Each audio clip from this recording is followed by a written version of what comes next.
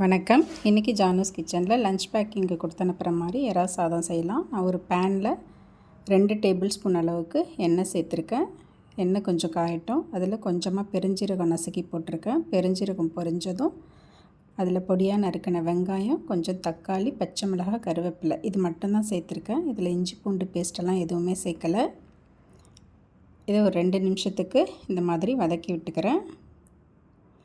வதக்கின பிறகு இதில் மஞ்சள் தூள் 2 சிட்டிகை, டேஸ்ட்டுக்கு தகுந்த மாதிரி உப்பு சேர்த்துக்கிட்டு நல்லா கலந்து விட்டுடலாம். இந்த உப்பு சேர்த்து வதக்கும் போது வெங்காயம் தக்காளிலாம் இன்னும் கொஞ்சம் சாஃப்டாக வதங்கி வந்துடும். இப்போ நல்லா வெந்துடுச்சு. சுத்தம் பண்ணி வச்சுருக்க எறாவை அதில் சேர்த்துக்கிறேன். இது நல்லா பொடி பொடி எறா.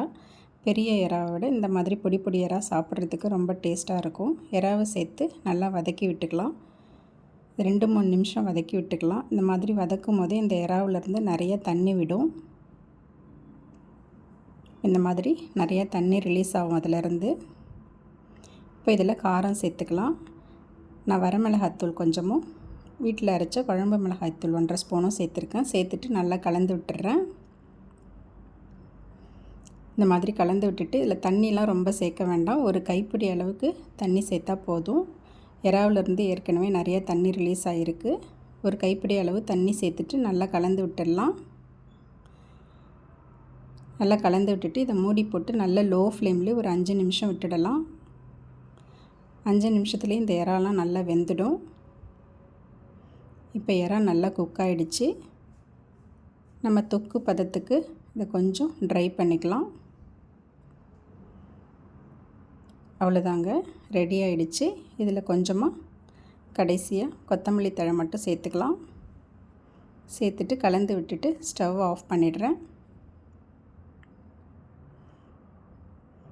இந்த எறா தொக்கு ரெடி ஆகிடுச்சு. இதில் நல்லா உதிரி உதிரியாக வடித்த சாதம் 1 கப்பு சேர்த்து நல்லா கிளறி விட்டுடலாம். இது மதிய நேரத்துக்கு குழந்தைங்களுக்கெல்லாம் லஞ்ச் பாக்ஸ்க்கு கொடுத்து அனுப்புறதுக்கு ரொம்ப ஈஸியாக மார்னிங்கில் செஞ்சு கொடுத்துடலாம். ரொம்ப டேஸ்ட்டாக இருக்கும். தேங்க்ஸ் ஃபார் வாட்சிங்.